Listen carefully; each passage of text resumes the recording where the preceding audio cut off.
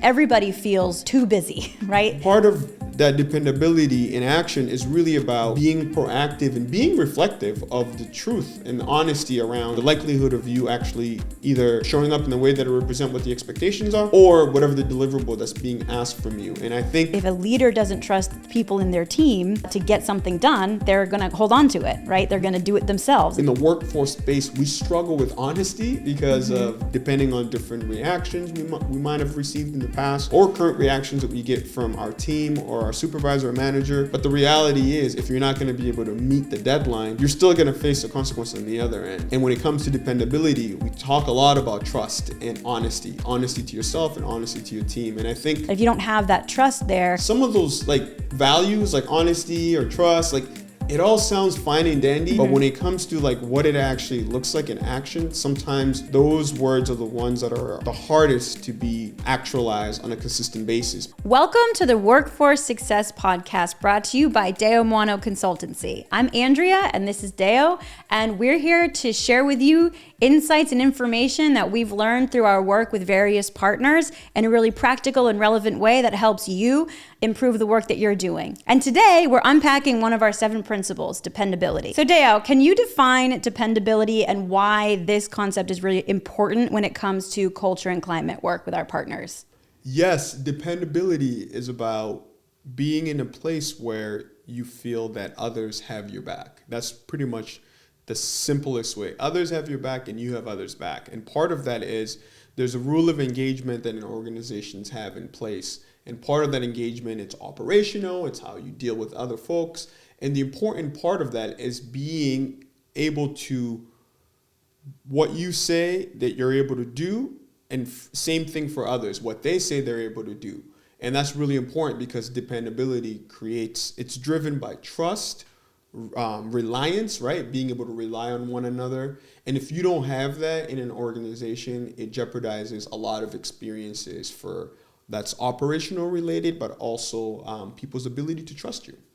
Right. I think trust is really closely tied to this concept of dependability. And it's really easy for those two ideas to get overlooked in your day-to-day operations. So could you talk about a few typical issues that are related to dependability and trust within an organization that we sometimes see in our work with our partners?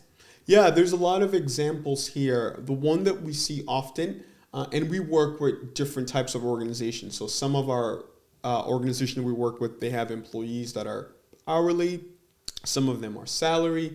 But time is a big factor, right? In terms of when folks are supposed to show up to work, if their ability to show up to work or not, right? And then the other times what we see this play out is really around, sometimes people calling out. And then when we go into the actual operation, it might be more tactical. So it might be that you're supposed to deliver on this day in a particular deliverable that you didn't. Sometimes we work with employees that are stationary in different locations. So a lot of that is a big factor in terms of what people are looking for and the ability for people to feel if they're in a team that they can depend on one another. And sometimes it's also on the personnel side, right? So if someone trusted you, came up to you and said, hey, I just need to share this with you. Please don't disclose it with anyone. And then you take that information, you disclose it with someone else. That circles back. We're brought into situations where things like that's happening. So it's through gossiping. And it becomes very toxic, right? Where people feel like they can't trust somebody, they can't depend on someone because they disclosed something that was either personal that then went full circle and was used against them. So I do want to highlight that sometimes it's on the operational side of things where it's more tactical, but sometimes it's also on the individual side, the interpersonality in terms of how people engage with one another. On both ends, it's really, really important to account for that. Right. So I think you touched on something that we see a lot in our work is the kind of balancing between operational elements and relational elements. And we can sometimes think of culture as all relational, but there's also operational components that all of that really contributes to the culture. If you think of your culture as the way of life of your organization, the way you operate and interact and communicate with each other. And there are, when you mentioned gossiping, and that can be really, really problematic within an organization. And when people just run wild with whatever ideas come into their head or whatever pieces of information come in, whether or not they verified that it's true or it's even relevant for them to be a part of that conversation.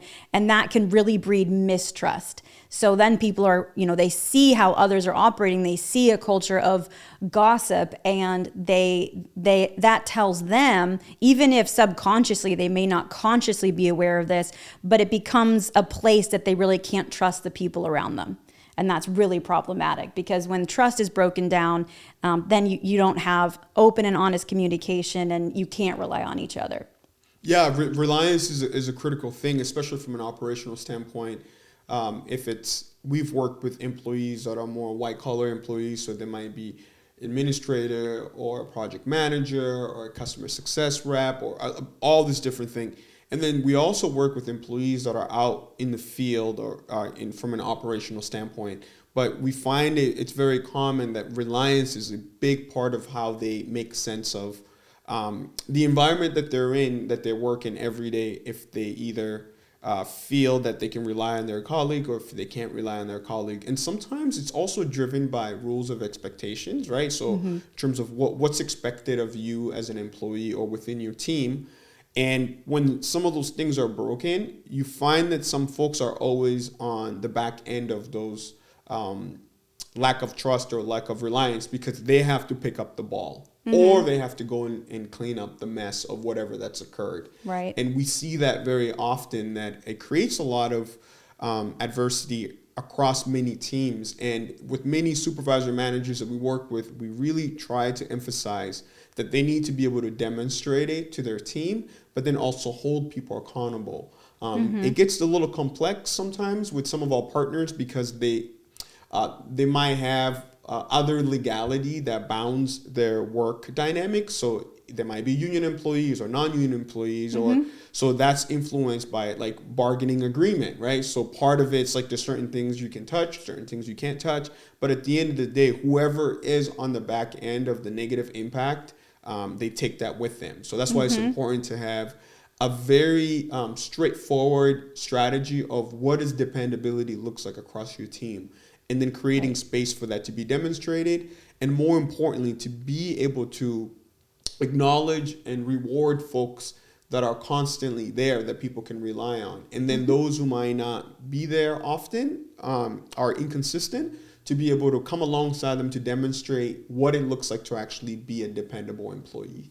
Right. And we've also seen how that contributes to the bandwidth that people have to do their jobs. So sometimes we work with leaders at different levels through the organization, and everybody feels too busy, right? That's a very common challenge to some of the work that we're doing with folks, is that it can feel like extra work, or we break down what are the barriers to showing up in a certain way or doing certain best practices. And a lot of feedback we get is, I don't have the bandwidth, I'm really busy.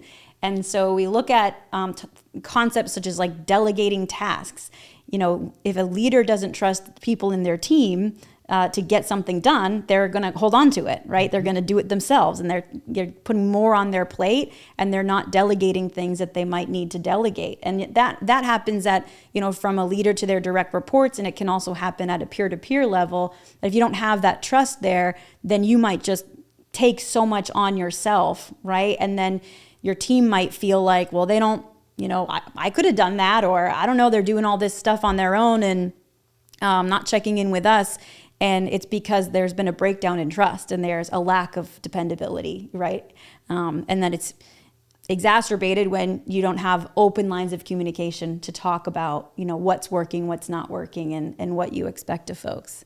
I would say one of the key drivers for that, it's definitely honesty, especially on the front end, also on the back end. So on the front end is, if there's deliverables or not deliverables, directive that's being told to you about a certain thing, right, a task or something, and you might be assessing it on the receiving end. There might be aspect of those directive where you're like, oh, I'm on my capacity. I might not have the bandwidth. How am I going to deliver this during this time? But then somehow you've convinced yourself that you're going to be able to deliver it on that time frame, or or you're overly confident. You feel like you have enough skill set to be able to meet the demands or whatever it is.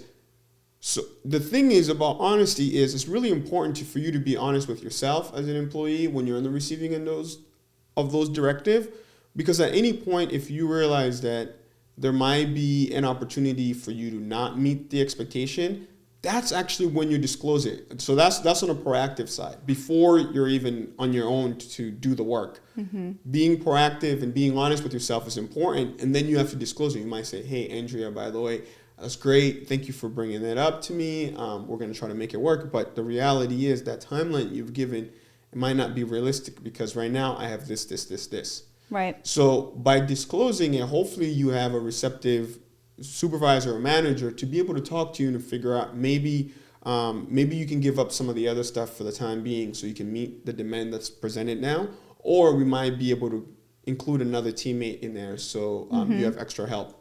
So part of that honesty on the forefront, it's so critical. And then on the back end too. So they said you said yes, whatever the project is or whatever the deliverable is, you said yes, you're going to do the thing. And then you reached a point where you're clearly not going to meet the deadline. Mm-hmm. At that moment, once you've realized that, it's really important to disclose it right away, because that will allow the other folks that are on the other end of the situation to be able to know that that you're not going to be able to meet the deadline. So it would literally look like sending an email or a phone call or a Zoom or a Slack, whatever technology you use. I just want to let you know that we've been working on it. We're like 65, 70%, being realistic of whatever percentage of the work that you're done, and then letting them know that, hey, I'm not going to be able to meet that based on the expectation that you've put. How can we figure out another way? Yes, you might let some people down. Some people might be frustrated or angry, or you might let a client down, but at least you're in the forefront of it versus you just letting it linger. And then the day of the deadline, you did not deliver, and then you have to make up some random excuse. So part of that dependability in action is really about being proactive and being reflective of the truth and the honesty around the likelihood of you actually either showing up in the way that it represents what the expectations are, or whatever the deliverable that's being asked from you. And I think in the workforce space, we struggle with honesty because of depending on different reactions we might have received in the past, or current reactions that we get from our team or our supervisor or manager. We feel like maybe upholding certain reality or truth might make the thing better, because we don't want to face the consequences of what's going to occur if we were honest. But the reality is, if you're not going to be able to meet the deadline, you're still going to face the consequence on the other end. So we work with many managers and supervisors in our coaching work, because we do a lot of coaching for mid-level managers, supervisors, sometimes even executives. And we really try to look at what are the components that might be jeopardizing their team from being effective. And when it comes to dependability, we talk a lot about trust and honesty to yourself and honesty to your team. And I think in the workforce space, like some of those like values, like honesty or trust, like it all sounds fine and dandy. Like it is also very universal. Like in any MBA program you go, or any slogan or mission statement that you see of internal team, you see words like that. But when it comes to like what it actually looks like in action, sometimes you see that those words are the ones that are the hardest to be actualized on a consistent basis, because there's other undertones to it, right? Like if you're honest, then through your honesty, you might be vulnerable. It might also expose your weakness. Feels risky. Right, and then you don't want to expose your weakness because you don't want it to be used against you. So we do a lot of work around like, what's the worst thing that would happen? Like if you were honest around this particular thing, helping folks to kind of like future themselves in order to see like what could occur, and then backtrack and say, all right now, like you're increasing the likelihood of this thing not working out at all because you haven't disclosed from your honest opinion of what you think's how it's going to play out. Right. So honesty is really like an important part of being proactive in the way that you you carry yourself and how you navigate with the people that you work with on a daily basis, weekly basis. But it is very closely tied to dependability. Right. And I think everything that you just highlighted there is really about effective communication and how all these concepts really interplay with each other, right? Mm-hmm. So you're describing a process of being able to communicate to a supervisor who's given you a task you're worried about being able to complete, right? Mm-hmm. You have to be able to communicate about that. Now that's operation. There's an operational element there. We're talking about effective communication, but we're also talking about you have to have like the kind of psychological safety and trust in that relationship to be able to say, this is what's on my plate. I don't see it all getting done. What can I move? What are the priorities? That's a really important conversation to be able to have with your supervisor, but it's something that often gets missed. And sometimes we hear this work can feel like extra or add-on or a nice to have compared to or in competition with the actual nitty-gritty operational things that need to happen, when really this work, these concepts of dependability, trust, and open and transparent communication is what enables the work to happen more effectively. Because when you don't have that, you end up having someone who goes, yep, got it, even though they're super stressed and they're overloaded with tasks. They are maybe smart enough and self-aware enough to know that they might not be able to get done. Maybe they try to do their best and then it doesn't happen or something falls short, and now more trust is broken. But on the front end, it's really maybe a symptom of a deeper problem, right? Where there wasn't the trust or the ability to communicate transparently in order to have the right discussion about what the priorities are and when things need to happen. I definitely agree with you. I think the biggest undertone of a lot of the work that we do is helping the organization, but specifically those who are running these organizations, to be more intentional around the different moving parts. Because a lot of times, and part of it is just really taking ownership. Like, if you believe something like dependability is a good principle to see in action on a consistent basis from your team, then you have to make sure that the driver of it is it's really transparent, but it's also like you have a process in place that reflects it, right? So you have to be intentional in order to create a process and create systems in place that captures how it's going. Mm-hmm. But if you say it's important, but we don't really need to allocate, intentionality behind it, then whatever that's driving your organization or your team or your priorities, those are always going to be a factor. And if there's any area in it that's broken, a lot of the problems that you will experience is in result of you not being intentional by having certain things in place that reflects some of those key things that you think it's important for your team. So you are right. In a lot of the work, we hear that often. It's like, oh, now I have to really think about this during my process. It's like, yeah, it's already in your process. If you're conscious of it, you will be able to identify where you need to strengthen or where you need to continue to uphold certain things in a certain way that reflects it. Mm-hmm. So I think the fight is, I would say the fight around that is it's really about ownership. Mm-hmm. Because when you have ownership to something, then that thing becomes in the forefront. And when it becomes in the forefront, then you have to account for it. As you account for it, it allows you to reflect on whatever that thing is in order for you to make the right judgment around that.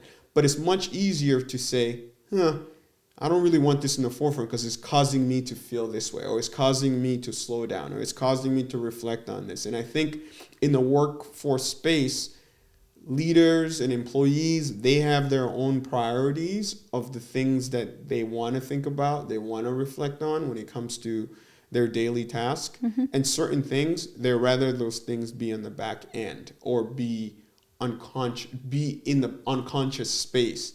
But the reality is, if it's conscious or not, folks are still in the receiving end of the behaviors and action. Mm-hmm. So it's a really interesting dichotomy here that we feel and we find challenging at times with some of our work, because when you do uncover, there might be a moral alignment with, the team that you're working with or the individual you're working with. So you're like, great, we at least align with this. They see this to be a value.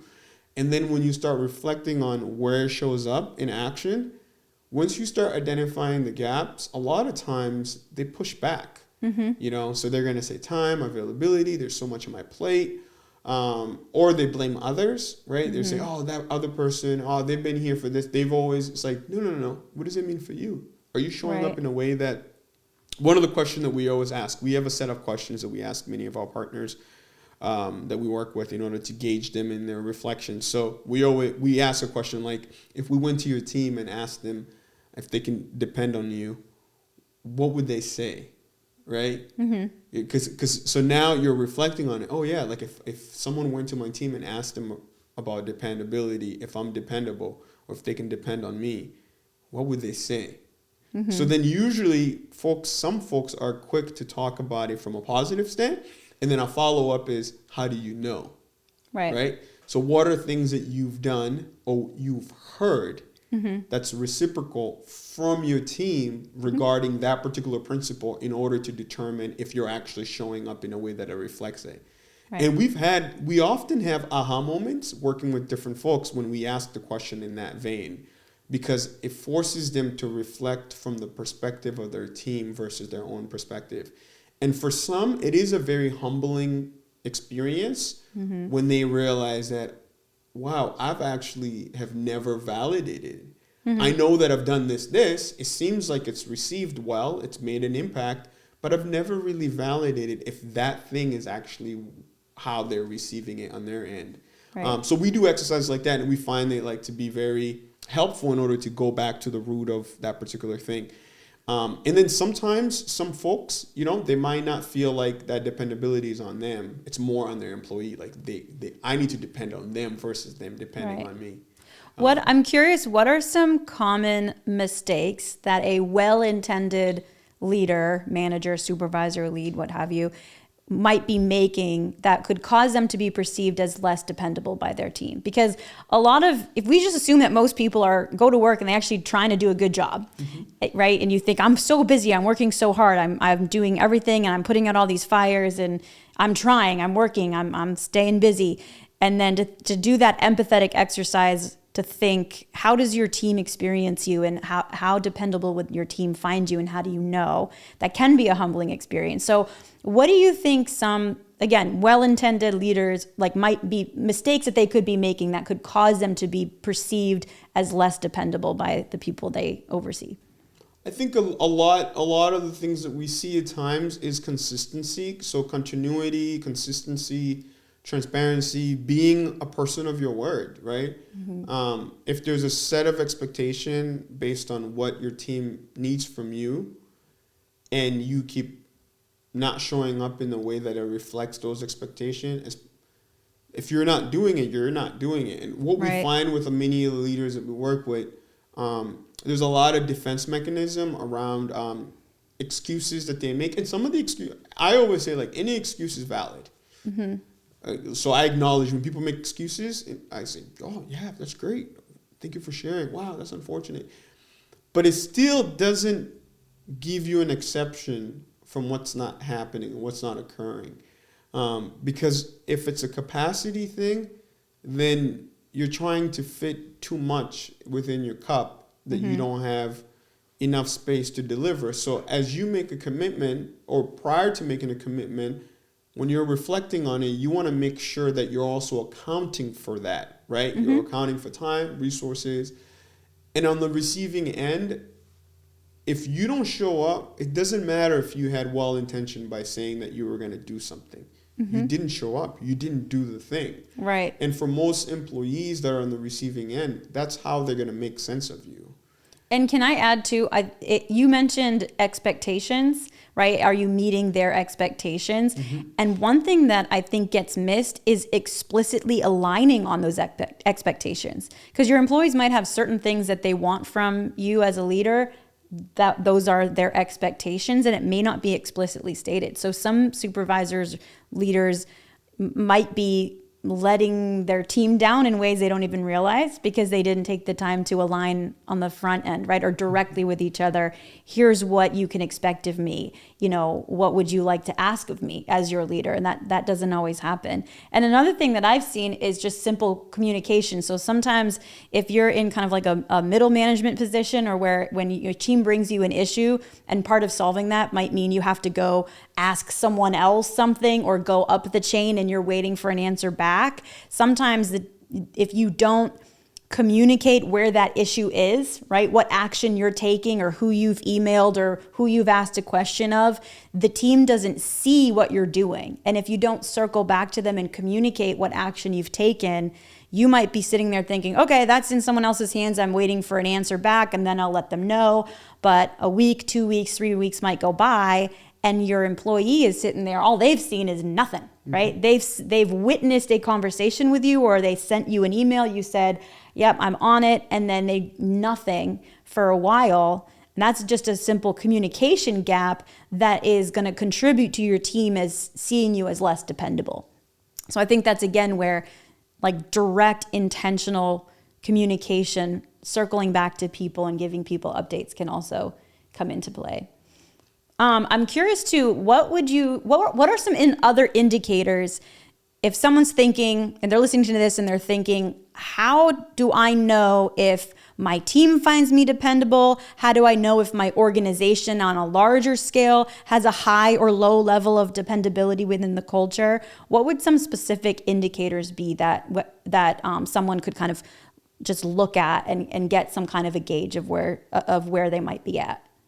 Yeah, I think there's a couple of ways that you can do it. I think on the one side, if it's on an individual side, if you're reflecting on your own self and how you're showing up, if folks are on the receiving end of your being dependable, it's just gauging your team, creating a space. If it could be a survey or some sort of a form, questions that touches on key areas of your responsibility that you feel that your team might rely on you on, and asking your team and saying, hey, I want to grow and continue to improve on how I'm showing up as a leader.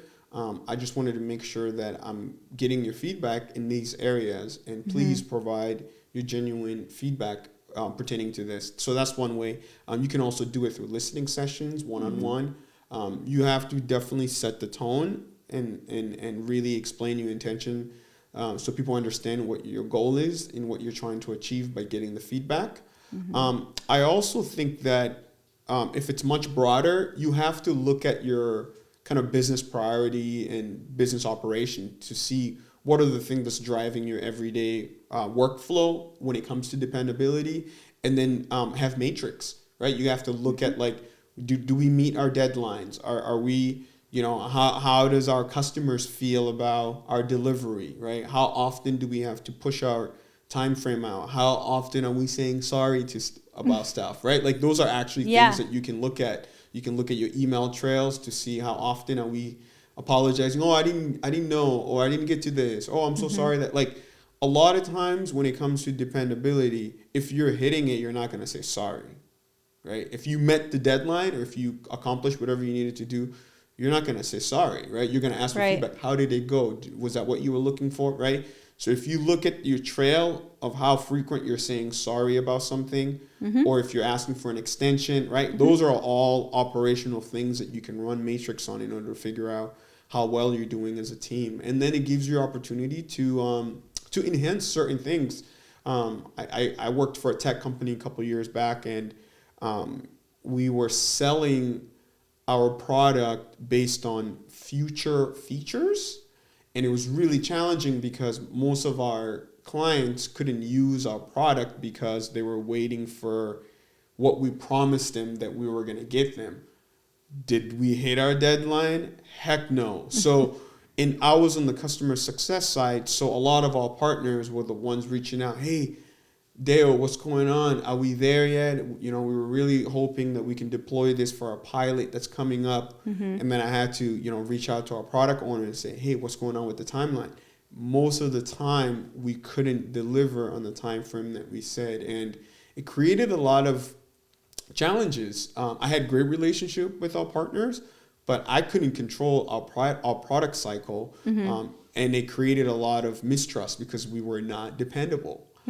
So that was just a little example that I wanted to give there before we end this. Yeah, and what you're highlighting too in that anecdote is that you're operating within a system, and sometimes you're looking unreliable when there are external factors that maybe you're not totally in control of.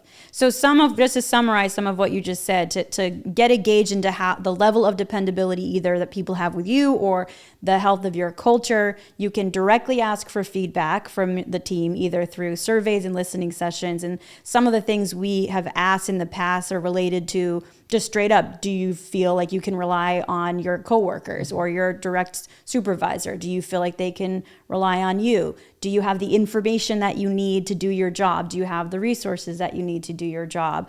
Those kinds of really specific questions that relate to your interdependability. Is that a word? Just make that up. It sounds awesome.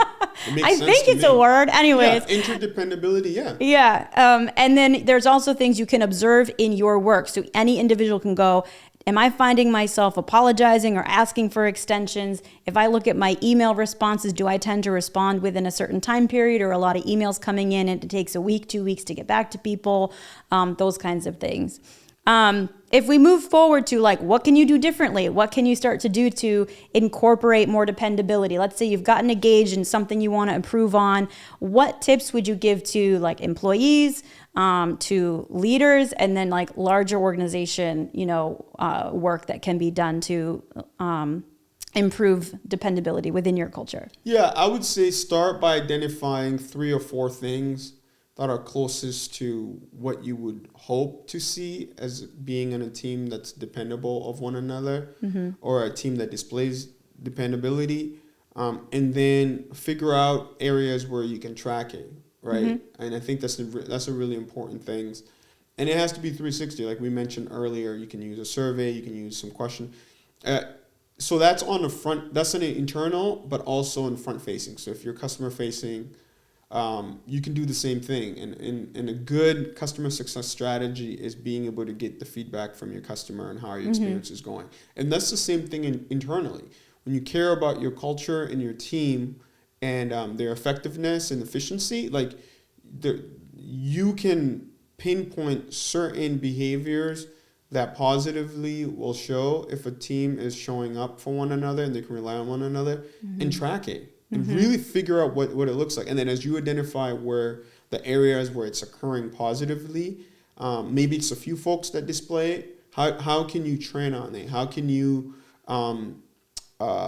be able to branch out and really contextualize it and figure out ways that people can be trained on so it's more universal across all your team, and then have an expectation behind it. And then on the other side, it's really about ongoing feedback, because certain areas it's going to be iterative. You're always going to need to improve on those areas. In certain areas that's detrimental to your business priority or your operational priority, you definitely want to have a very robust strategy to improve on it. And some stuff might need to be non-negotiable in order to really affect your culture positively, so people see the seriousness about the behavior change. And then you track it, right? So we're a big component believers of pilots. So you can run a 3-month pilot, 6 months pilot, and really hone in to see if it's made an impact, certain things that you've implemented. If it doesn't, then you bring in new things to put in place. But you want it to be cyclical though, right? Yeah. You don't want to be, if you're a supervisor, or manager, or director, you don't want to be the only person policing it. You want to empower your entire team so they're participating and being able to talk to one another and see. And the matrix itself will tell the story if you're meeting it or not. Right. So aligning on expectations and what you're trying to achieve, having systems of measurement and accountability built in so that along the way you can know objectively whether or not you're hitting the expectations in a reliable way or not. 100%. Yeah. And it looks different from one organization to another. So really reflect internally to see what it is, and then identify and try it out and track it. Thank you for joining us. And if you found this content really interesting and practical and relevant for the work that you're doing, we encourage you to please follow and subscribe, and also share with a colleague. Thank you, Andrea.